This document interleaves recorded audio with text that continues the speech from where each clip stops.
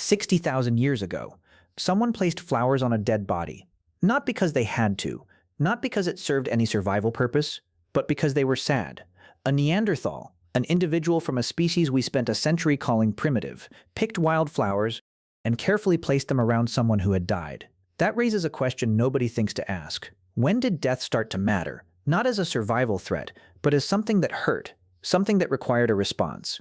The answer goes back much further than you think, and it will change how you see every funeral you have ever attended. Here is what makes this question so difficult. Grief does not fossilize. Tears do not survive 100,000 years in the ground. You cannot dig up sadness. So how do we know ancient humans grieved at all? The answer is, they did something that no other animal on Earth has ever done. They buried their dead, not hid them, not dragged them away from camp because of the smell, buried them. With intention, with objects, with what appears to be care. And that changes everything, because burying a body is not a practical decision. Think about it, a dead body is heavy. Digging a hole with your hands or a stick takes hours, and in the ancient world, every hour spent not hunting or gathering or watching for predators was a risk. So why would anyone do it? Why spend an entire day doing something that has zero survival benefit? Unless the reason was not survival. Unless the reason was something else entirely? That raises a fascinating question. What was that something else? And when did it first appear? In 1960, an archaeologist named Ralph Selecki was excavating a cave in northern Iraq, a place called Shanidar. He found Neanderthal skeletons. That part was expected. What was not expected was what surrounded them. Pollen, clusters of pollen from specific wildflowers, concentrated around the bodies in patterns that did not look accidental. Selecki proposed something radical. Neanderthals had placed flowers on their dead. Let that sit for a moment. A Neanderthal, an individual from a species we have spent a century dismissing as primitive,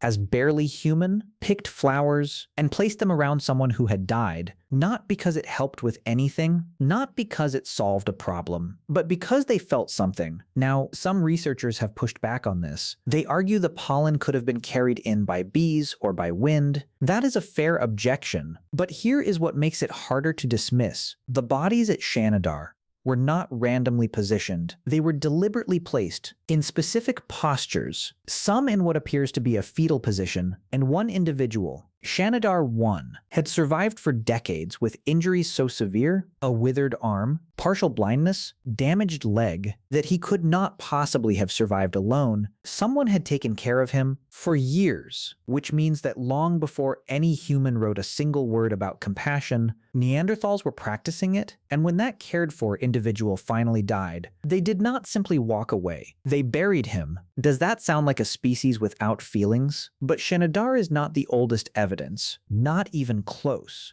In 2013, deep inside a cave system in South Africa called Rising Star, researchers discovered something that rewrote the timeline. Bones of Homo Naledi, a species with a brain roughly 1/3 the size of ours, found in a chamber so deep, so difficult to reach, that the researchers themselves could barely fit through the passages. The bones showed no signs of predator damage, no signs of flooding that might have washed them in. The most likely explanation, the one that shook the scientific community, was that Homo Naledi had carried their dead through narrow pitch-black tunnels, using fire to light the way, and placed them deliberately in this chamber. Think about what that requires: a brain 1/3 the size of yours, making a decision that has no practical benefit, carrying heavy bodies through dangerous underground passages, in the dark, for reasons that can only be described as ritual. That was roughly 300,000 years ago, before Homo sapiens even existed, which forces a genuinely uncomfortable question. What if grief is not a human invention? What if it is older than us? What if the capacity to feel loss was already there, in brains much smaller than ours, long before anyone had a word for it? And then there is the red ochre. Across dozens of ancient burial sites, on every continent where early humans lived, bodies were covered in red ochre, a pigment made from iron oxide, ground into powder,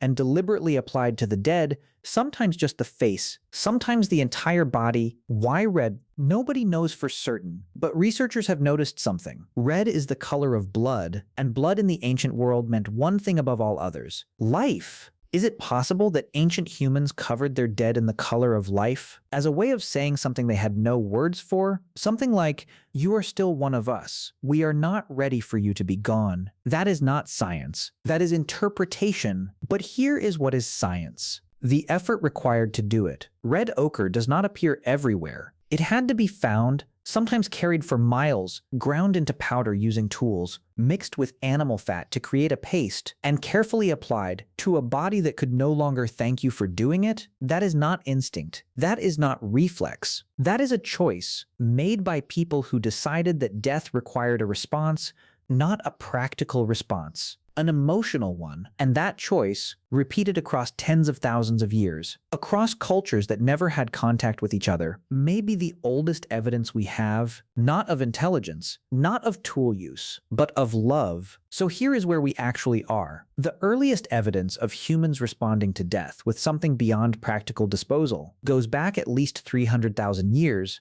possibly longer. It predates language. It predates art. It predates every religion that has ever existed, which means that the need to mark death, to respond to loss with ritual, to say goodbye in some way that goes beyond simply walking away, is not something culture invented. It is something culture inherited from a part of us so deep, so old, that it may not even be uniquely human. Now compare that to today. We have funeral homes. We have obituaries. We have entire industries built around managing death. But the core of it, the part that actually matters, is exactly what it was 300,000 years ago. Someone is gone, and the people who loved them need to do something about it, not because it helps, but because doing nothing is unbearable. The flowers at Shanidar Cave and the flowers at a modern funeral are separated by 100,000 years and almost nothing else. The next time you attend a funeral and you see flowers placed around someone who can no longer see them, know that you are not performing a modern tradition. You are performing one of the oldest human acts ever recorded.